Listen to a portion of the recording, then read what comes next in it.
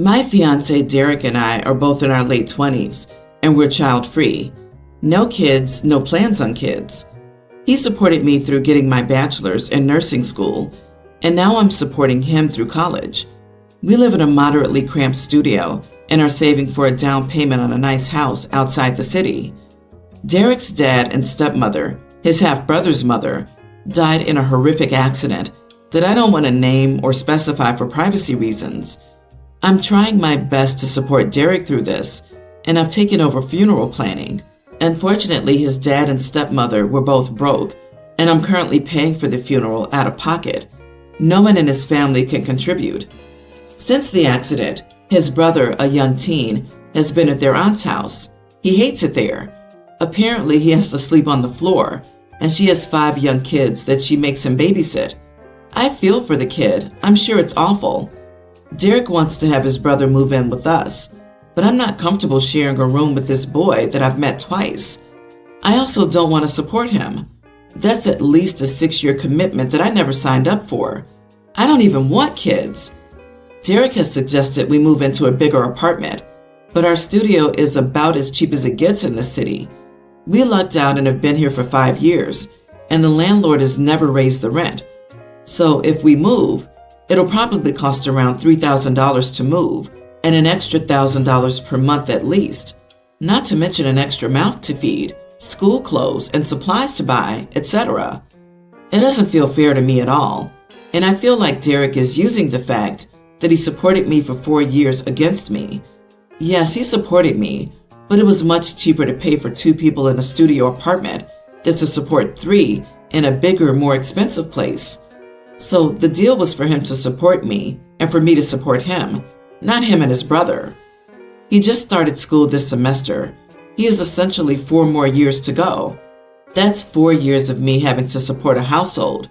And what if we break up? I'll have spent 4 years supporting a kid that I don't want for nothing back. I suggested Derek drop out of school and get a job so he can contribute if he wants to support his brother. And I said that I'd pay for him to go back to school after his brother graduates high school. Derek doesn't want to put off college for another 6 years, which I don't necessarily blame him. But his brother will be safe and fed at his aunt's house. According to both of them, that isn't good enough. I grew up in foster care, and I didn't always have somewhere safe to stay. So I guess I'm biased. Am I the idiot for not wanting to support my fiance's younger brother? Oh wow, what a terrible situation. Your reasoning is fair. You didn't want kids, didn't sign up for kids. Your life is not set up for kids. But that's his brother, and he feels responsible for caring for his family. So if you marry this man, his burdens become yours and vice versa. This kid is a very young teen. I'm sure that he wishes his parents weren't dead. You are the idiot. You're well within your rights, but being technically correct doesn't preclude you from being an idiot. I feel exactly the same way. And also, bad things happen in life. It sucks. It sucks a lot. It's messy. It's often not what you signed up for, but that's just life. Imagine if something life-altering happens to you, and your husband suddenly says, "I didn't sign up for this." I won't be making any more lifelong commitments to her if she's going to bail when things get tough. Just FYI, on the finance side, the kid would likely qualify for deceased parents' benefits, which might help with the food and the rent. I could never turn away my significant other's sibling in such a desperate situation, but technically no. I guess you don't owe it to him or anyone. Heads up though, I wouldn't be surprised if this ends up a deal breaker in your relationship. Update 1. Am I the idiot for not wanting to support my fiance's younger brother? So I did the math on the cost of him supporting me versus me supporting him and his brother, and made an Excel sheet and everything. On average, he spent about $1,400 a month supporting us over the years I was in school, give or take. My presence cost him an additional $300 a month than if he were to live in the studio alone. So essentially, feeding me and paying for the basics cost him around $15,000 over the 4 years I was in school. We really have scraped by the last several years. No eating out, no Christmas gifts, etc. I've already paid $10,000 for his parents' funeral. Moving would cost around $3,000, and that alone would cost nearly as much as he spent on supporting me. If we moved to an average 2-bedroom apartment in the area, our monthly expenses would be roughly around $2,700, and that's without me buying anything nice for his brother, no school trips, no decent clothes, etc. It would cost me around $1,200 currently to live alone in our studio. So he was paying roughly $300 additional a month to provide for me, whereas in the future, I'd be paying at least $1,500 a month to provide for him and his brother. It's just not even comparable. Not the idiot at all. This is a huge commitment. Your fiancé doesn't want to make any adjustments or contributions. He wants you to support both of them in a situation that's not currently ideal. Who's to say he'll like your place any better? Your fiancé needs to bring more to the table. But you did the math, and if it's correct, he spent $15,000 spread out over 4 years. You're expected to pay a lump sum, pay $10,000 for the funeral, plus $3,000 for moving, plus new furniture, more expensive rent, all in a few months. You'd be paying all of this. You're expected to essentially drop the same amount he did over 4 years right now, plus support him and the kid for another 4 to 6 years. Tell him you can pick up the tab for the move and the funeral, but it makes you even, and he'll need a job to pay his share and the kids right now. He's not willing to compromise anything. This is a big ask and a big change of plans.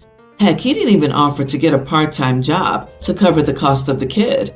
Just expects that you would be covering everything still. I'm probably going to get hate for this, but his whole family left a very young teen behind with absolutely nothing set aside to provide for him, and then expect you to work it out. If you're adamantly opposed to raising children, period, then you must convey that to your boyfriend and prepare to break up immediately. Update 2. Am I the idiot for not wanting to support my fiancé's younger brother? So Derek came home and we had a long 2-hour or so chat about what taking on this child would entail. I showed him my Excel sheet that I made of what expenses would look like. I suggested he delay school so he could work to support his brother or look into Social Security benefits and get a part-time job to cover his brother's expenses. He put his foot down and said that since I didn't have to work while I went to school, he shouldn't have to either. He thinks that since we're engaged, my money is his money. I asked what caring for his brother would be like and how he'd even get him to school, how he would make time to cook for his brother, help him with homework, etc. He said that with both of us working together, we could figure something out. Ultimately, I don't want a child. I've been child-free for a reason.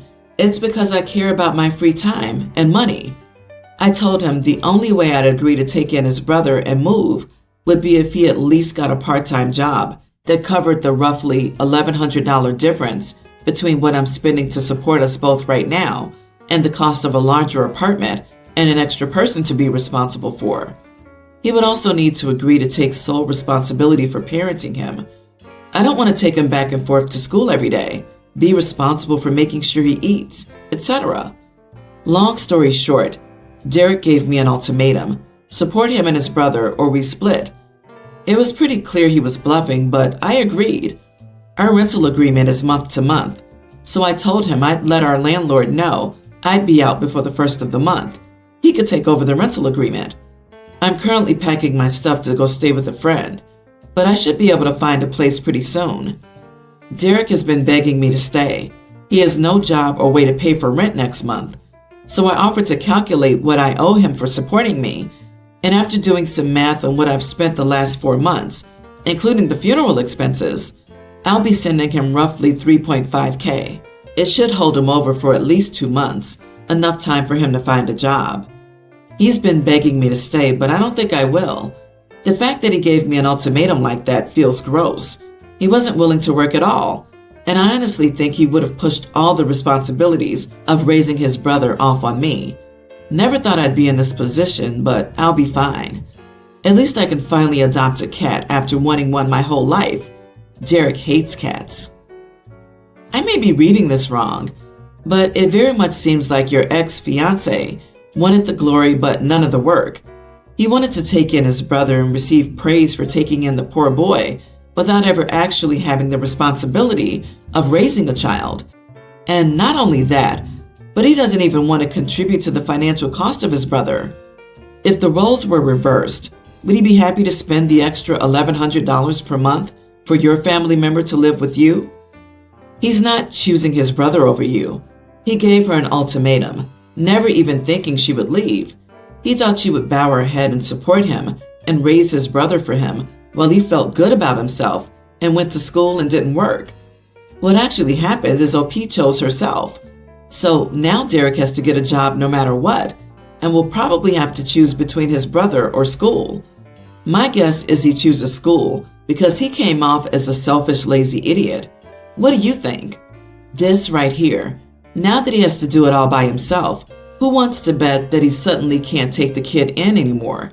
Then he's going to try and get OP back since the kid is no longer an issue. The dude is selfish and he deserves to be alone.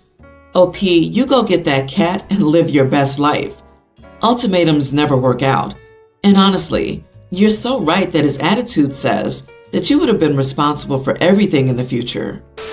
My fiancé, male 27, and I, female 27, are getting married in early April.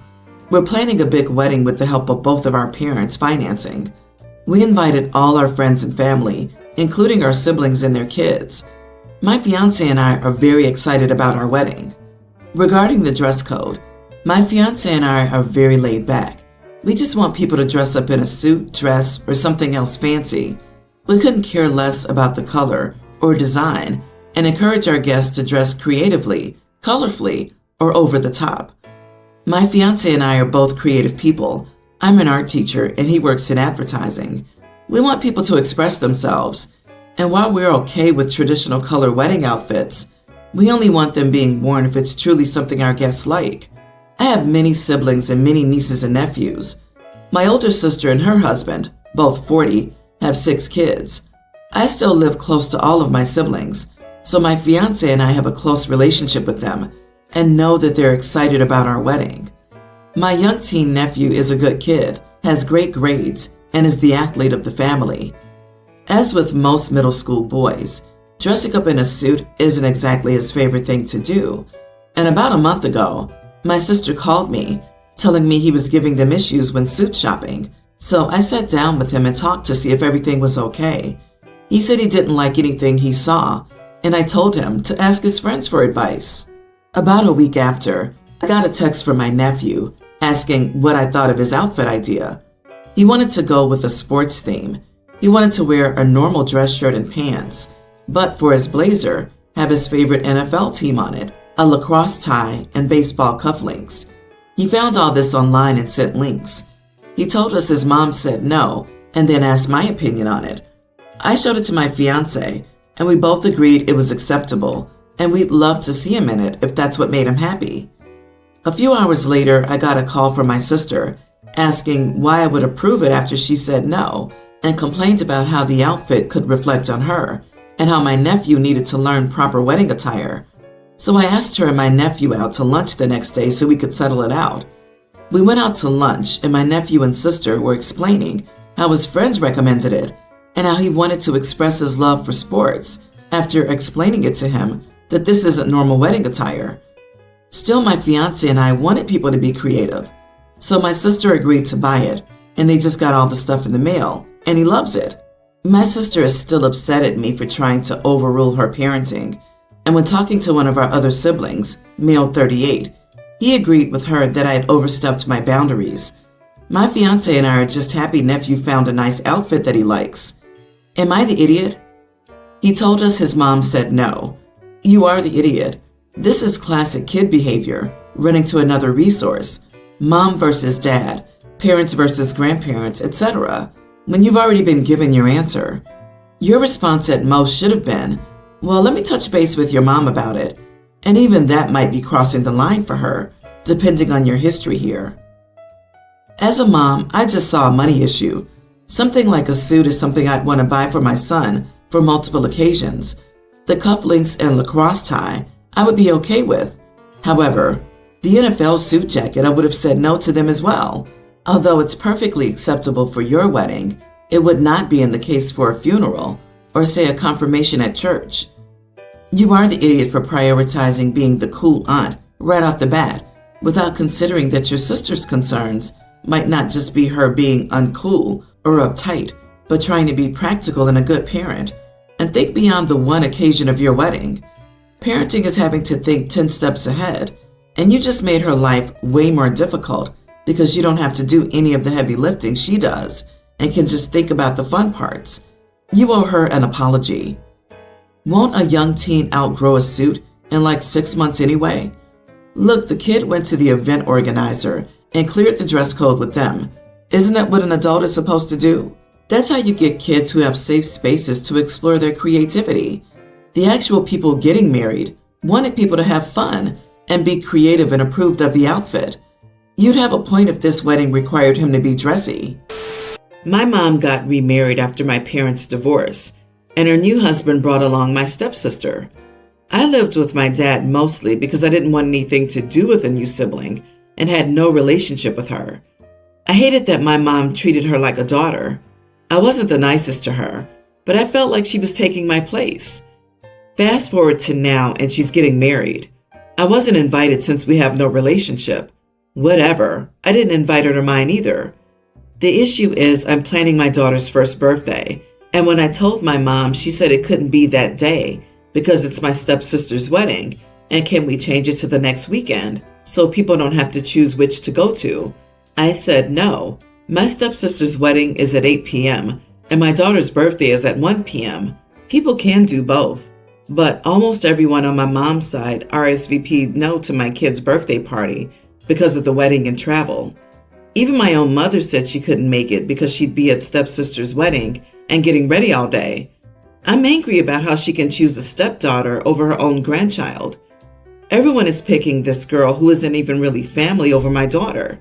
My mom says just to change the party, but I think it's ridiculous that they can't do both and won't change my schedule for my stepsister. And my daughter will be the one to suffer when none of her family's at her first birthday party. Am I the idiot? My mom is taking on the mother role in the wedding since stepsister's mother died giving birth to her, which I'm also not happy about. So stepsister's mom died in childbirth, and OP is annoyed that her mom decided to be a mom to a kid who lost her own mom? Holy smokes! She's considered your mother's child whether you like it or not, and you might need to move past it. How horrible of a person do you have to be? OP, you are the idiot, again and again. You know it, we know it, everyone knows it.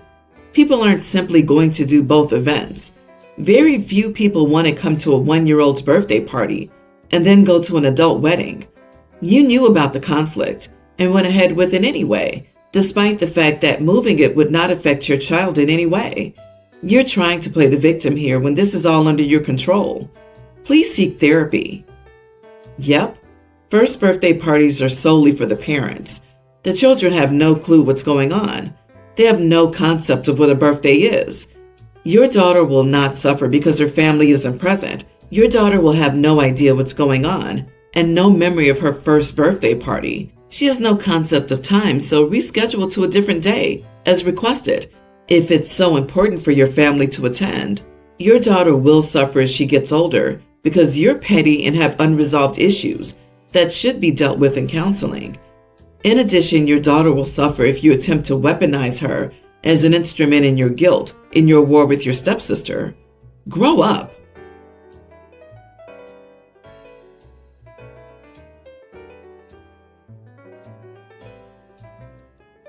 My first name is the street my mom grew up on. My middle name is where I was conceived. My last name is a noun. It feels like a Mad Lib. I've never felt any intense way towards my name, other than wishing I had a girlier name when I was a kid. But I've always felt a little frustrated at the fact that my mom named me like one of those security question scams on Facebook. My siblings were all named a bit more normally. Anyways, my sister's pregnant and didn't want a baby shower, so we had a nice dinner for her 3 days ago instead. We got onto the topic of names, and my family started giving their input, and I told her, you could always take mom's approach and just do a Mad Lib. My sister laughs and my mom throws herself on the table and burst into tears. She starts wailing about how she didn't know I hated my name so much, how awful she is as a parent, and how I should just change my name and be done with her. My siblings and I console her, or try to, and after like 20 minutes with no success, my sister tells me I should leave so I don't upset her anymore. My boyfriend, together for 3 years, is fuming the whole way home, saying I knew that would upset her and I put him in an awkward spot. He's been frustrated with me since. My sister also says I did it on purpose to upset her. We've always had a rocky relationship, and that I ruined her dinner because I was jealous of her for having a baby. I'm not. My other siblings have mostly stayed out of it, but told me to apologize to our mom, which I did.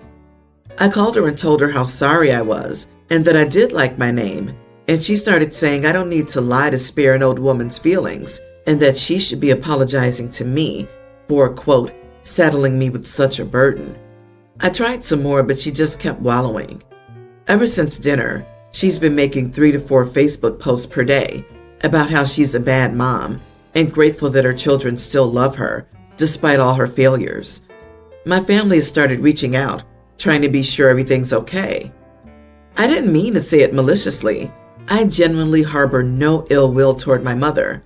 However, I feel like everything has spiraled out of control, and I feel like there's some weird revenge thing that she's trying to do.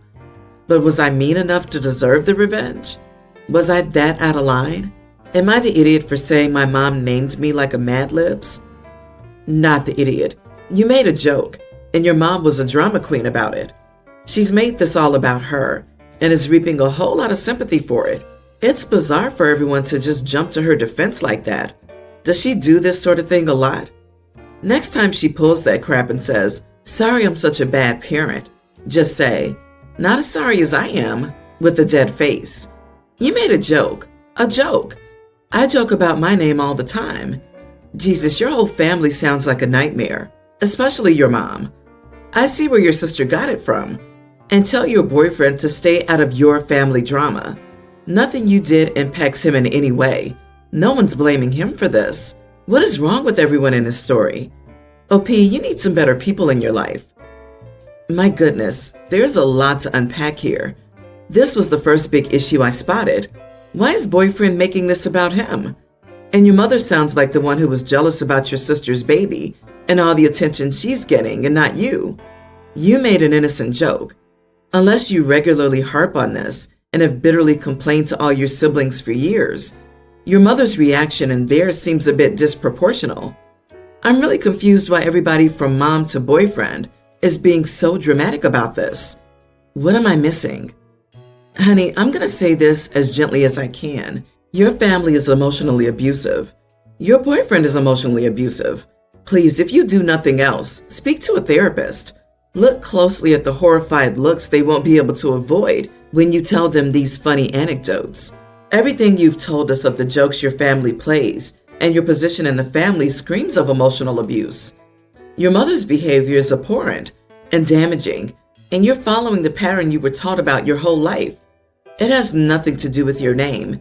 It has to do with you being the one who always apologizes and always goes out of her way for them, always makes herself small for them. I include your boyfriend here. Please, please, please reach out to a therapist. Update. Am I the idiot for saying my mom named me like a Mad Libs? A lot of people have said I hadn't given a full picture, and I have, of the event in question. But here's the even fuller picture. I'm the black sheep of our family. I'm the oldest of 6, and my dad's only child. He died when I was less than a year old. My mom remarried when I was 5, and my stepdad didn't want much to do with me. He said it was too late for me to be his child, and I've always felt out of place in my family. Everyone in my family is very athletic. I'm really not. Everyone in my family is very musical. I'm really not. I've always felt a little left out from everyone else, and they make sure I don't forget it. I got left behind a lot because I, quote, wouldn't enjoy things as much and would frequently be left out of family activities by accident. I got into many arguments with my mom and stepdad, especially as a teenager, because I turned my sad feelings into angry ones, but I've grown out of them. I've always had ambivalent relationships with my siblings, but they're very clearly more loyal to their parents than me. I did not anticipate my siblings would take my side in this at all. They typically choose to support their parents and leave me out to dry. I genuinely don't hate my name. I feel ambivalent about it, and I've never commented on this before. I used to tell her I wanted to be a Hannah or a Kate, but never said anything about the actual way I was named. If I'd known it would hurt her, I wouldn't have said it, even if just to avoid the fuss. My boyfriend is a textbook people pleaser. He thinks my fighting with my mother is reflected poorly on him and that my family dislikes him now. So, for the most part, we've taken to ignoring the issue, but he's been sad reacting to my mom's Facebook post, which kind of makes me angry. There's actually an amusing family photo from my teen years where everyone else knew we were taking a picture except me. So my whole family is color coordinated in nice clothes, and I'm wearing some old concert tee and ratty jeans. It was always my prime source when I needed to represent how I felt in my family. Dude, you've got to dump your boyfriend. If he's such a people pleaser, why does he not care about pleasing you? He's more concerned with your family who treats you like crap. No, thank you. Time to ditch him and cut off the family. You don't deserve to be their punching bag. That makes much more sense. It definitely felt like there was a big part left out that could have given us a better understanding of everyone's reactions. Your boyfriend is not a people pleaser. He's worried about himself. He's selfish, and I hope you recognize that this is a red flag. But kudos for your patience, because at this point, I'd have changed my name, gone low to no contact with the whole family, and ditched the spineless, self-centered boyfriend. With a family like that, who needs enemies? Yeah, honestly, if I were you, I'd tell him exactly once to shape up or ship out. That story about the family picture is sad, in that perfect, funny, pathos kind of way. And the fact that your partner's enabling that BS is just about the least attractive thing I've ever heard of. Update number 2. Am I the idiot for saying my mom named me like a Mad Libs? Hey everyone, I didn't change my name, but I did change my whole life around though. I wanted to post this update for many reasons, but mainly to express my gratitude. It's been over a year since my original post. I didn't have a lot of friends at the time, and most of them were my boyfriend's friends. I truly didn't feel like I had anyone else to go to about this, so I'm thankful to everyone who took the time to reply to my original post and provide insight. It was a lot to sift through and honestly really painful. It felt like I was finally being validated after years of gaslighting myself.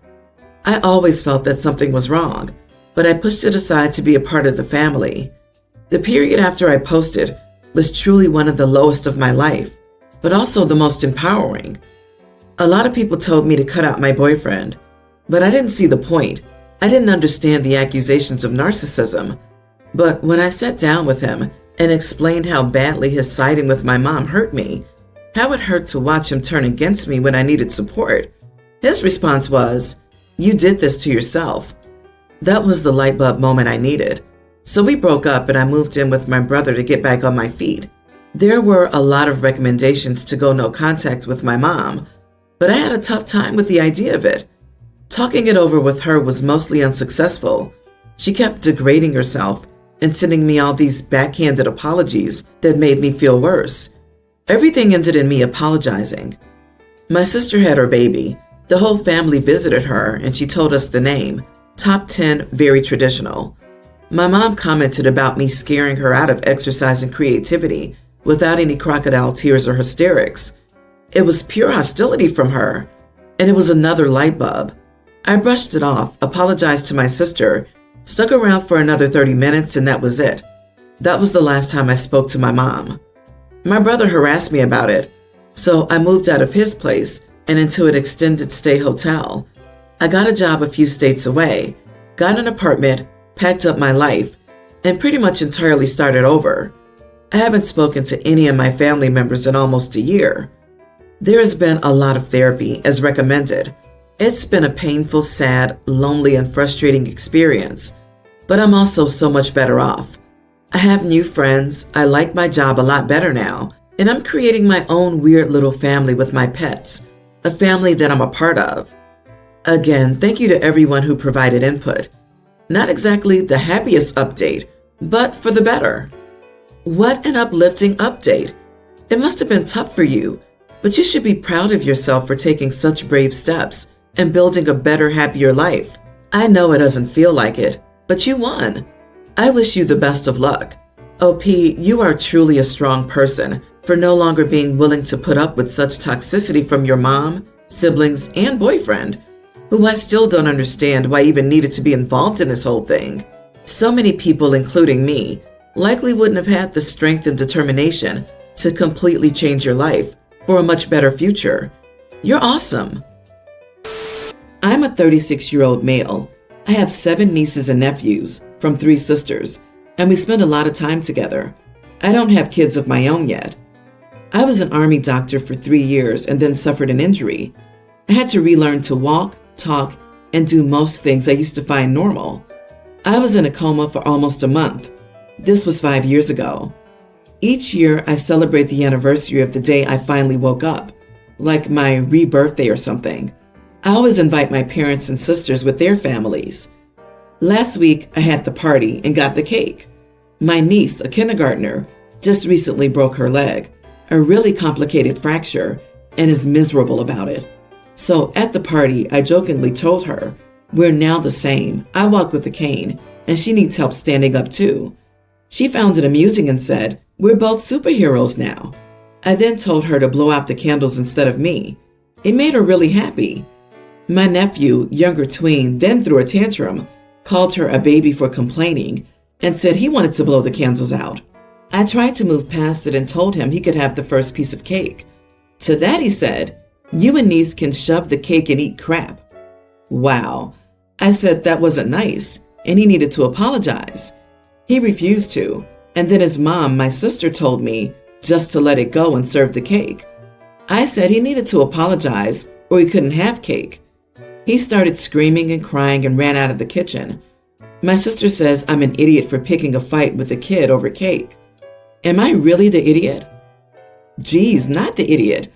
I understand kids make mistakes and are learning their way around the world, but what on earth? The nephew told you and his little sister to shove your cake and eat crap? Oh no, you didn't pick a fight with your nephew. He's a spoiled little brat who not only deserved no cake at all, but should have been sent home or to a timeout room. Judging from the mom's reaction, I'm not surprised he acts like an entitled brat. Little man came unglued over not being able to blow the candles out. His mother wasn't going to parent him and call him out on his behavior, so someone had to. You're not picking a fight over the cake. You're correcting a kid for displaying disrespectful behavior, throwing a tantrum, and being downright mean. Your sister needs to get it together and parent her son because he's learning he can get away with this action because of her inaction. Also, massive respect to you for your service and your strength and resilience coming back from that terrible injury. A few years ago, I was going to a conference, so I asked my sister if she could watch my dogs while I was away. She said she would do it if I paid her, so I hired a service instead. Yes, I could have paid her, but it would have required me to go pick up her unemployed butt from my parents' house and let her stay in my house eating my food and drinking my alcohol. This service came in, fed, and walked my dogs. When I moved out of our parents' home, my friends helped me, but not her. She was busy doing schoolwork.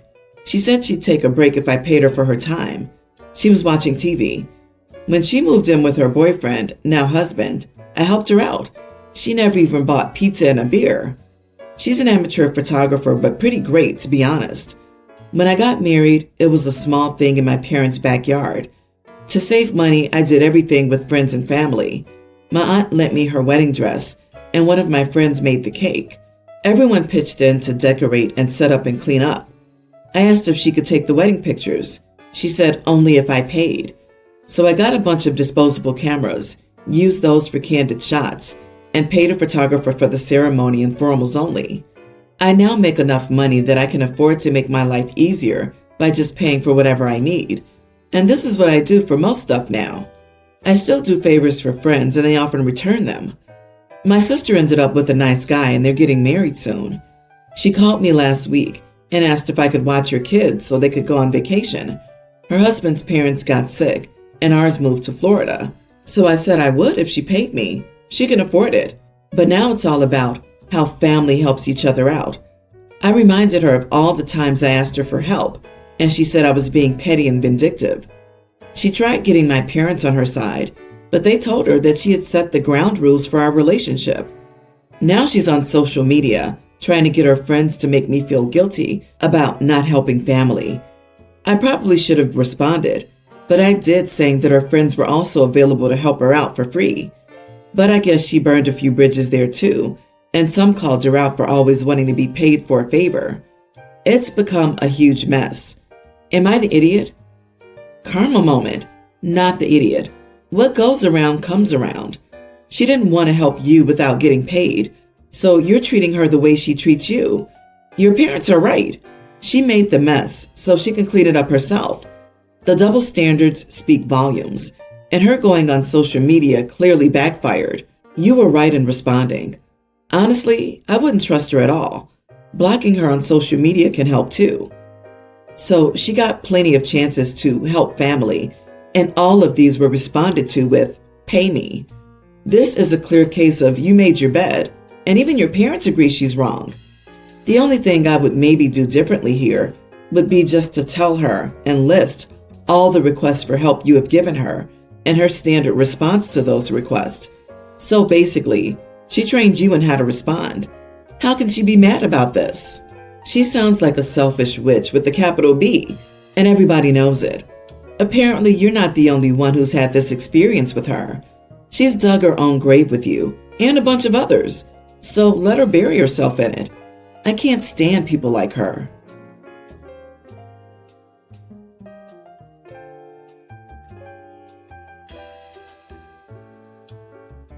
This last Thursday, I, 29 female, went over to my boyfriend Jay's 25 house for dinner and brought my son, preschooler, with me. Jay and I have been together for a year and a half now, and he's the most amazing man in the world. He's been amazing with my son. His bio father is not in his life, and I can genuinely see him as the one. Jay's parents came over as well. It's not that I don't get along with them. I've only ever seen them 3 times before. I've not had any time to really bond with them, I guess. They had never met my son in person, but they knew about him. By the time I arrived, Jay's parents were already there and helping him finish dinner. We greeted each other, and Jay's dad asked, "And who's this little guy?" I introduced them to my son and then introduced Jay's parents as Grandma and Grandpa to my precious boy. I didn't notice then, but all 3 became quiet almost immediately. I ended up waiting in the living room alone for almost half an hour before dinner, and things just were incredibly awkward for the rest of the night. My son did end up calling his parents by Grandma and Grandpa, and I quickly noticed both of them would be very disingenuous and awkward about it over dinner. But they didn't say anything to me about it. They didn't stick around for long, but when they left, both were very cold to me. I asked Jay what their deal was, and he lost it on me. He claims I put him in an incredibly awkward position. His parents apparently didn't think that we were that serious yet and began questioning him if I was only using him as a replacement daddy. He said that it was way out of line to introduce them that way without even talking to him beforehand. I think it's ridiculous. If one day he's going to be my son's stepdad, then why go through this formal nonsense? He claimed that's not the point, and we fought until I stormed out. We haven't talked since, and I've simply been waiting for an apology. I talked with my sister about it last night, and she said she was mortified to hear this. She also didn't get that we were all that serious, and she never felt like Jay intended to take on a dad role. This has got me questioning if I was wrong. You are the idiot. You basically decided that Jay and his family are now your son's family, all on your own, with no discussion beforehand, and that is why everyone is upset. While I'm sure no one is against the idea outright, the formal nonsense is a very necessary step when it comes to merging families. To be honest, you probably need to have a serious discussion with Jay about where this is heading sooner rather than later, if both his parents and your sister didn't think you two were that serious. What if he doesn't see himself as a father to your child, or doesn't see the relationship that serious either? This is why we need the formal nonsense, and talking it through with everyone involved. Are you really shocked that the parents of a 25-year-old aren't ready to be called grandma and grandpa yet? Yikes! This is so cringe, and I have major secondhand embarrassment. Next up, OP takes her boyfriend on a dinner date, pulls out a veil, and the servers roll back screens to reveal a gospel choir and a minister ready to marry them in front of the whole restaurant. Wow, how extremely awkward. Also, did you think for half a second how devastated your son will be when you guys break up and grandma and grandpa are no longer in his life? How utterly confusing for him. You didn't think about anyone but yourself in your childish fantasy. You created an unnecessary core memory for your poor son. He'll likely never forget the moment he was introduced to people you called his grandparents and will develop feelings of rejection and abandonment, all because of your selfishness. And even though I'm a woman, if I were your boyfriend, I would break up with you over this. There was a line and you just tra-la-la skipped over that line. Update number 1. Okay, I messed up. I genuinely thought that Jay would be okay with this. Jay's always treated my son so well. I guess I misread treating him kindly as being okay with being his father figure. I'm pretty sure I ruined this for myself, but most importantly, I hurt my son through all of this. So I called Jay and apologized. We're going to take a break. I'm going to look into making sure I didn't scar my kid with this. Update number 2. People still seemed interested in my story about introducing my boyfriend Jay's parents to my son as grandma and grandpa. I thought I would update everyone on what happened. Immediately when I realized I was in the wrong, I called Jay and apologized for what happened. He told me he needed some space and wanted to take a break. I ended up calling his mother as well and apologized profusely. His mother forgave me, and after I explained my reasoning, said she didn't hold it against me. However, in retrospect, I think she was only being nice to me, knowing her son was going to end the relationship. Speaking of, Jay ended the relationship. I decided to take the advice given here about sitting down with Jay and getting on the same page about our relationship. I also saw some of the comments here about taking a break equals relationship ended. So I called Jay and told him that I wanted to talk sooner rather than later about this. We met yesterday, and while I feel our talk went well, it was really obvious to me that Jay was done with the relationship. He said that while he always knew that me and my son were a package deal, he hadn't decided at that point if he was truly going to take on the dad role for my son. He felt like my interpreting his niceness and acceptance of my son as a fatherly role was a red flag for him, overall, especially because we had never talked about it at all. He said that the real problem he had was me deciding that his parents were grandma and grandpa without even talking to him about it. My original refusal to apologize and expecting him to as well were part of it as well. There are other things he brought up that I feel are beyond this issue anyway, so I'm going to leave them out. Many of the criticisms left on my original post lined up with what he said, so I can really say for certain I messed up big time. I apologized, but I knew there was really no hope of saving this, so I didn't push when he said he felt like we should end the relationship. Overall, I realized that I really need to work on my own expectations for my partner and how he'll fit into my son's life. I also really need to work on my own communication skills. I, 20 female, am babysitting my niece, preschooler, for the week while my sister's away on a business trip. My niece misses her mom, so to cheer her up, I put a couple of treats in her lunch. Her lunch was a turkey and cheese sandwich with cucumbers and avocado, carrot sticks, and ranch, apple slices, cookie, fruit snacks, brownie, juice box. Clearly not the healthiest, but also this is a special treat, and she has all 5 food groups. I dropped my niece off at 9, and at 10, snack time, I got a call from the teacher saying that I had to drop off a new lunch because my niece's was too unhealthy. I told her to give my niece the fruits or vegetables if she has a problem with the treats, and she told me she threw away the lunch because it was distracting to the other kids. I decided to call the office and tell them that I needed to pull my niece out for an appointment at 11. Lunch is at 11:30, and that she'd be back by the end of lunch. So at 11, I picked her up and we got Happy Meals, cookies, fruit snacks, and milkshakes. Then at 12, end of lunch, I dropped her off with her Happy Meal box and her almost finished milkshake. The teacher saw this and was fuming. She told my sister what happened because shortly after, I got a call from my sister saying that I was being petty and should have just dropped off a new sandwich. Am I the idiot for pulling my niece out and filling her up on sugar because her teacher threw away her lunch? Not the idiot. What the actual heck? Now kids aren't allowed to even bring lunches with a treat in them? What kind of power trip do you have to be on to throw away a preschooler's lunch? So if you had dressed your niece in very pretty clothes that bothered the other kids, would the teacher have ripped them off, thrown them away, and told you to bring ratty ones? I suppose if your niece had been showboating and bragging about, "Oh, look how awesome my lunch is," there might be some grounds for the teacher to get involved here. Or was this just the teacher seeing in the box at snack time? If so, she should have stayed in her freaking lane. This sounds like a teacher making a big show of what happens to children whose adults pack them cookies and brownies.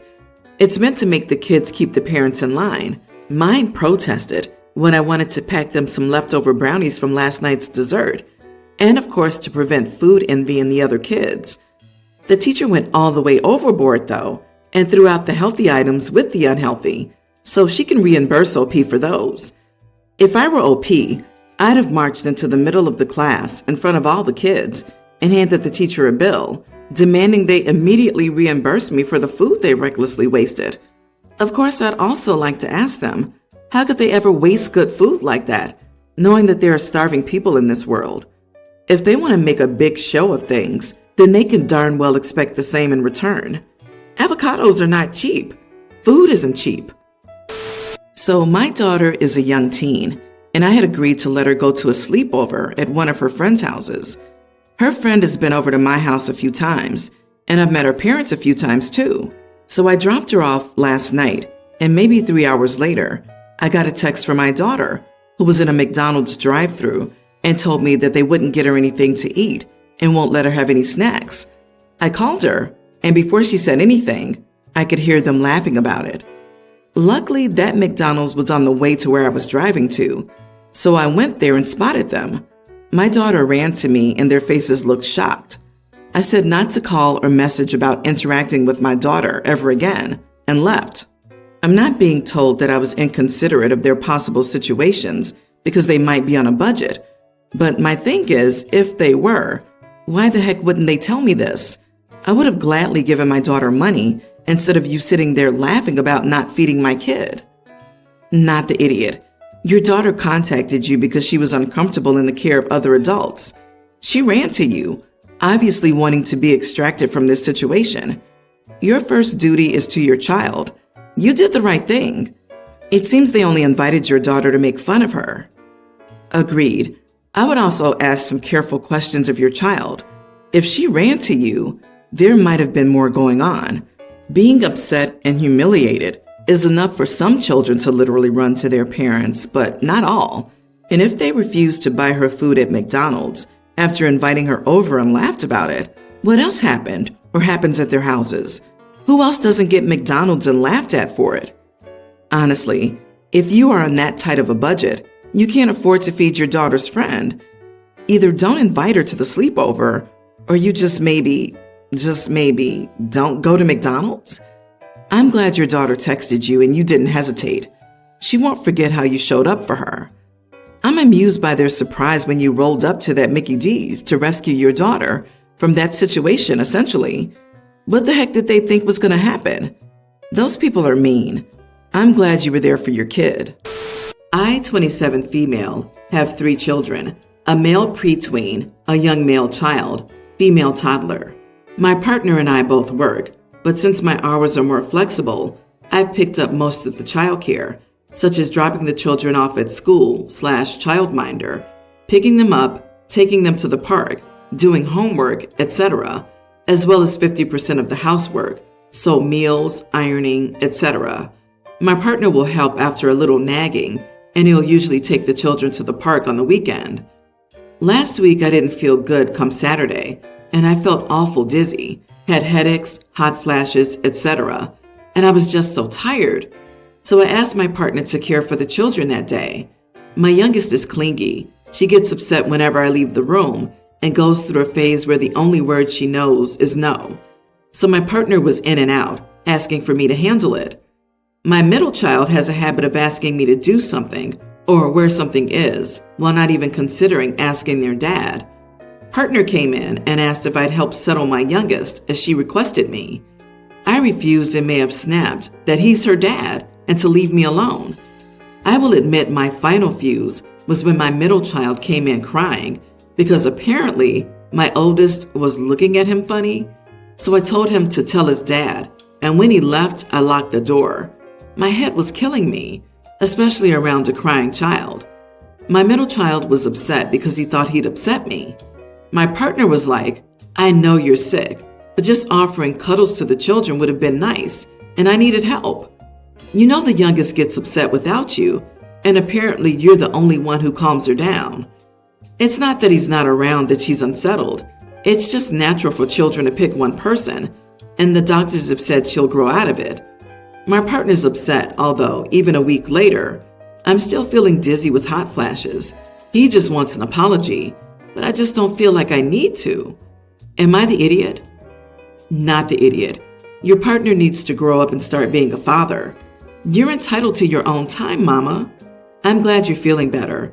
This was a one-time thing. You were sick, and if anything, you could tell your partner you didn't want to be near the children to keep them from getting sick. Unbelievable that he couldn't help you out for one day. Hey, I know you feel like hot garbage, but I had to deal with cranky kids, and I think you should apologize for being too sick to help. It's weaponized incompetence. He wanted you to cuddle with them while you're sick? Does he want to care for a sick wife and 3 sick kids? And every time he barges into your room, needing your help, he's proving that to them, that he's not someone that can handle their care and needs on his own, or if he even wants to. He needs to step up and parent his kids. They're getting overly attached to you because you're the main parent in their eyes, when it should be equal. He needs to learn how to settle them and handle their problems and disputes independently. You need to get well and can't if you aren't allowed to rest and heal. Yep. Imagine if husband was the one who was sick. I bet he wouldn't get out of bed for anything, much less his kids. He's their father. He's not doing you a favor by watching them. Ask him what he'll do if this medical condition turns out to be serious or requires you to stay in the hospital. Please get yourself checked and hold your ground on this. You shouldn't have to lock your door to get a minute of rest. I, 34 female, live in southern Arizona. I have a new neighbor, an Irish woman, 30s, who recently moved here with her American husband. They moved into the apartment next door about a month ago. Before that, they lived in New England, where the states are much, much smaller. Comparison for anyone who's never thought about it. The state of Massachusetts from north to south is the same as the distance from Tucson to Phoenix. I'm single, and my neighbor's husband is out of town for a couple of weeks for work, so she thought it would be fun to take a day trip to show her around the area. Great. She wanted to start at the Grand Canyon. Not great. Then she thought it would be nice to pop over to Las Vegas for lunch. Oh no. I tried to tell her that she had picked places that were much farther apart than she thought, but she insisted it couldn't be that bad. So I pulled up Google Maps and showed her just how far we were talking about. That if we drove from here to the Grand Canyon, it would be 7 hours if we never stopped for food or gas. Then 4 hours from the Grand Canyon to Las Vegas, and that's not even counting the drive home. It's not an easy, fun day trip. After seeing the times, she now believes me about the distance, but she says it was rude to pull up a map to show her. She said that if she wasn't getting what I was saying, it's my fault for explaining badly, and that using Google to show her was just an idiot move to treat her like she was stupid or a child. I suggested a few places closer to us, but she yelled, "You better look up a map and make sure it's not too far first," and returned to her apartment. I really didn't mean to upset her, and I definitely don't think she's stupid or a child. I just didn't know how else to convince her that the trip she wanted to take wasn't possible. Am I the idiot? LOL, bye Felicia. Not the idiot, OP. How else are you supposed to show someone the distance between points A, B, and C? Interpretive dance? Showing her a map is a perfectly logical and respectful way to demonstrate the distances and times involved. I always do it when I want to find driving distances for myself. Her reaction seems childish. She disagreed with what you told her, so you showed her hard evidence. She should have given you more respect, since you've lived there longer than her and were likely to know better already. And once you backed up your point, she should have conceded. Geez, these are the tourists who end up dead or needing rescuing in Australia. Oh, no. People already living in an area are much dumber and less informed than those who move there and do no research. Most of these backwood yokels can't even read. It's a proven fact.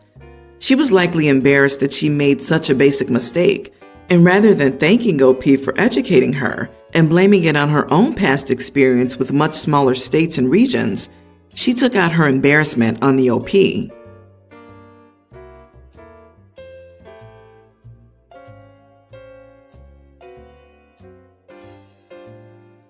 I, 27 male, am single and living in a large city. I've been single for a while, but recently started going out on dates again, mostly using apps. I have 4 really close friends that I've known for years. 2 of them are dating each other. We'll call them Ben and Zaria. Zaria, 26 female, has been my friend since college and she works as a nurse. She constantly asks about my dating life, as I'm currently the only single person in the group. So she said she wanted to set me up with her coworker, Lauren. She showed me pics. She seemed cute enough. Zaria did say Lauren had a kid, which normally would be a deal breaker. I don't date moms typically, but she was cute, so we started talking for a few weeks. We spoke for about 3 weeks until we decided to meet for dinner last Friday. We set plans to meet Friday at 8, on like Monday of that week. So Friday comes. The conversation flowed normally. We had very, very good texting conversations, deeper than getting to know you type of convos.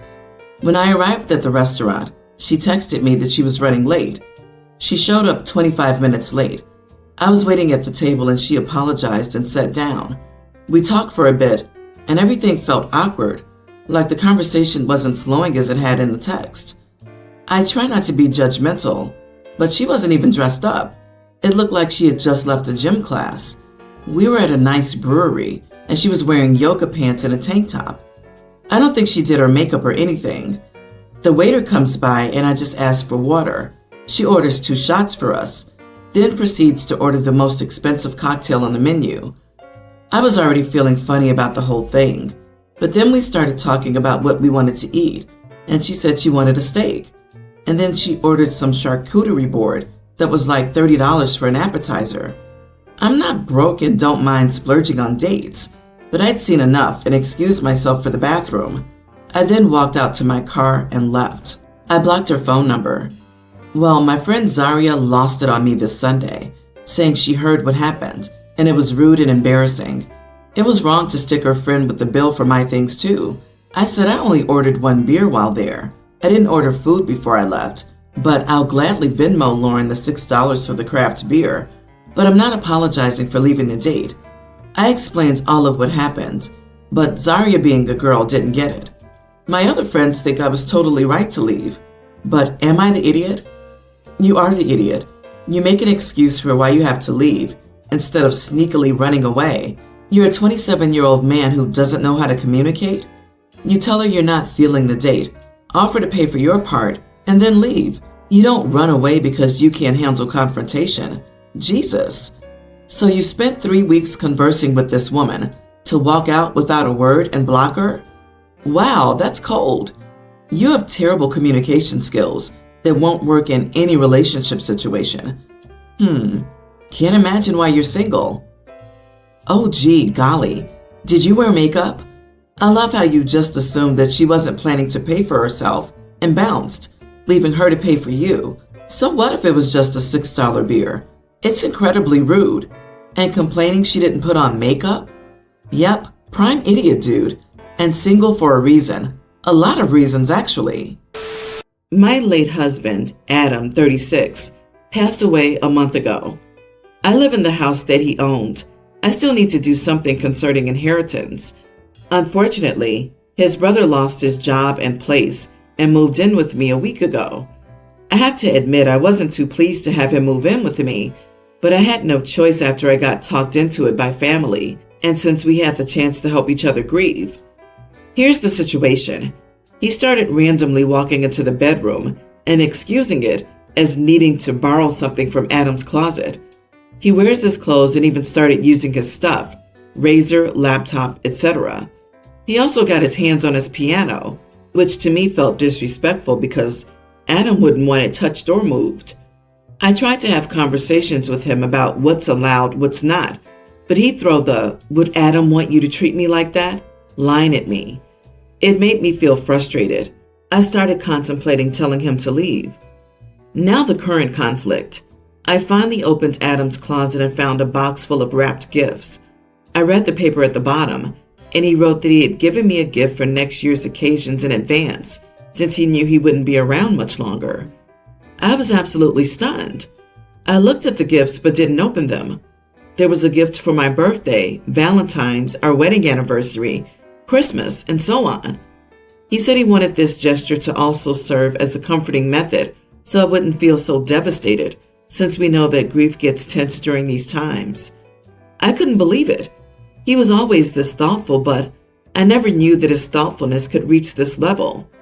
I was out yesterday, and when I returned, I found that my nephew had opened all the gifts and ruined them. I was appalled, and my joy instantly faded. I had a huge argument with brother-in-law, but he said the kids were curious and that it was my fault for not concealing my stuff as I should. I told him he had 3 days to move out. He started ranting about how it was his brother's house and how I was ruining the family relationships over a few gifts. Mother-in-law got involved and took his side, saying he's grieving and this is his brother's house and that I'm acting unhinged. Am I the idiot? Am I being too emotional? I wanted to feel his presence this upcoming year, but it was ruined for me. Kick your brother-in-law out. Take off work, change the locks, pack all of their stuff and put it on the porch, and call him to come and get his stuff. If he throws a temper tantrum and starts banging on the door, text him, "You're making me fear for my life. I'm calling the cops if you don't leave." Do not let him and his kids pack. Your husband's things will be missing, and you may be missing some valuables. If you need to, call the cops. Tell them your late husband's brother's trying to get into your house and you're scared. Tell them you let him stay for a week, but that he's been causing major issues, and you told him he couldn't come back, and now he's getting violent. But I have the feeling the guy's not leaving the house much. Can you get a friend or someone to be with you one day while you handle this? I don't think it'll be easy to kick them out. You need help with this. Not the idiot. What your in-laws are doing is attempting to stake a claim in the house. Guaranteed your brother-in-law's been taking inventory of what he feels he and his family are owed. Some people's true nature comes out upon a loved one's death. Of course, your mother-in-law would side with her son. What he and what he's allowing his children to do is completely disrespectful to you and your late husband's memory. Get them out. Stand your ground. Did your husband leave a will? If so, who gets the house and its belongings? Whether he did or not, find a good estate attorney. It sounds as if your in-laws have a sense of entitlement regarding their possessions and will attempt to take control of everything they can manage to get their hands on. I, 33 female, have been with my boyfriend, 35, for over 10 years. We have 2 kids together, twins, pre-tween. I have an older sister, 38, Nina, who's getting married to Dan, 37 male. She has a teen and a young child from her previous relationship. She's known Dan for about 2 years. Her wedding is in 2 weeks. I was meant to be a maid of honor and had my final dress fitting and everything about a week ago. Nina is very particular about how she wants her wedding to go, so the dresses took 2 to 3 months to be made. The maid of honor dress and bridesmaid dresses are slightly different, whereas the maid of honor dress looks more upgraded compared to the bridesmaids and is closer in style to the bride's dress. Because I'm her only sister, Nina said she couldn't imagine anyone else wearing the maid of honor dress. Last week I found out that neither my boyfriend nor my twins are invited to the wedding, as my sister has canceled their invitations. The wedding is not child-free, since her kids and our nephews and nieces are going to be there. When I asked her what was wrong, she said she didn't feel comfortable having my boyfriend at her wedding because we're still not married. And since the twins were born outside of marriage, they can't come in too. I was furious and reminded her that she had 2 kids born outside of marriage. This is her first marriage, and she's currently pregnant with another. Nina said she understood her sins and is working to redeem them, but her word is final. So, alongside with a few others, the bridesmaids pulled out from the wedding and told her we wouldn't be coming since Nina decided to uninvite our boyfriends and kids. I've also said I will not give her my maid of honor dress either, since I've fully paid for it and all the fittings. My sister called me an idiot and is asking our parents to do something since she can't have another maid of honor and the dress will take too long to make and everything's already fully paid for. Am I the idiot? Not the idiot. She messed around and found out. And what the heck? Who does this? Did she have a sudden awakening a couple of weeks ago, before the wedding? I hope her faith is enough to sustain a major loss in her life. Her judgmental nature is going to ruin a lot more than her wedding. She'll no longer have family and friends left either. Oof, so they were invited, and you made plans, then she uninvited them? Does this apply to all the guests? That's cruel of her, especially to uninvite at the last minute. If pressed, you could sell the maid of honor dress back to her for the same cost you paid. What are you going to do with it anyway? But you're certainly under no obligation to give it to her. Good for you for not going, sticking with your partner and kids. Your sister is serving holier than thou hypocrite vibes. She needs to take a long look in the mirror. I assume she's some sort of Christian faith. If so, tell her to reread the Bible, because she's got some things twisted and is behaving awfully. Nina said she understood her sins and is working to redeem them. And sorry, working to redeem them? How so? By passing judgment on others and getting married so she won't have another child out of wedlock? Your sister seems to need clarification on how forgiveness works. She won't be redeemed by pushing others down to elevate herself. What's the likelihood that her fiancé is telling her that this is how it needs to be? Is this guy a religious nut controlling and trying to separate your sister from her friends and family? I wouldn't be maid of honor. I wouldn't be a guest. I wouldn't even be attending any future event she throws.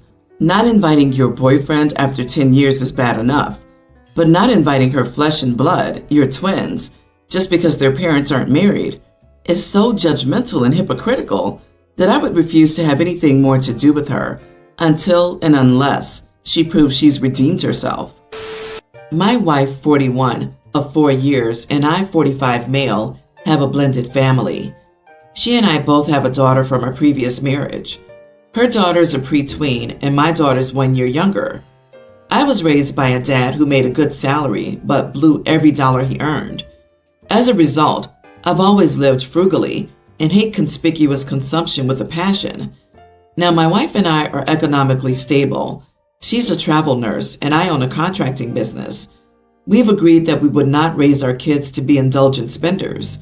However, a caveat is that my wife and stepdaughter are attached at the hip. She calls her the love of her life and her muse, as well as her fashion twin. My wife has currently started her own nursing agency, and between that and her summer contract, she's making more than me for the first time. So despite her often arranging for my stepdaughter to travel with her during the summer or visit her office, she also feels a lot of mom guilt. Therefore, she's very susceptible to the dreaded puppy dog eyes.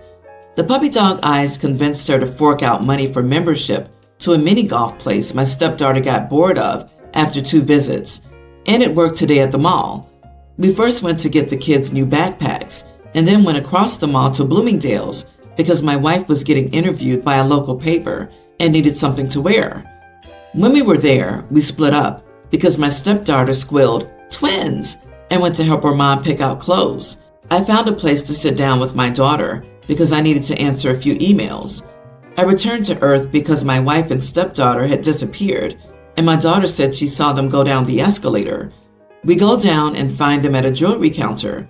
My daughter makes a noise of dismay as she watches them get handed 2 matching bags. My daughter asks if stepmom bought something for her stepsister, and my wife says, "No, sweetie, it's just for me." However, a look at her stepsister's face tells my daughter that she's lying, and she starts saying, "What did you get? Can I have one, please?" My stepdaughter says, "It's called a tennis bracelet, and I got it because Mom and I are twins." My wife shushed her and said we should go home now, but my daughter kept repeating, "Can I have one? I want one." She then burst into tears, so I tell my daughter to come with us, and when she doesn't, I'm exasperated and say, "Stop, you're acting very spoiled. A lot have less than you." My daughter then stumps after us. When I got home, I found out the cost of the bracelet was over $2,000 together and expressed dismay to my wife, reminding her of our no luxury policy for our kids. She said she knows, but that it was the happiest she'd ever seen her daughter, and she has to go away for business soon, and felt guilty. Regardless of my wife's actions, I need to continue teaching my daughter my values. Am I the idiot? So let me get this straight. You, your wife, and your wife's daughter live in luxury, travel, get very expensive jewelry and new clothes, but your daughter's spoiled because she's being lied to her face and excluded. Is it okay with you that your wife lies straight to your daughter's face? Some people have cheaper wedding rings than that bracelet. You are the idiot, an awful father, and your wife is a horrible stepmother. I hope you like your stepdaughter, because your daughter will remember this.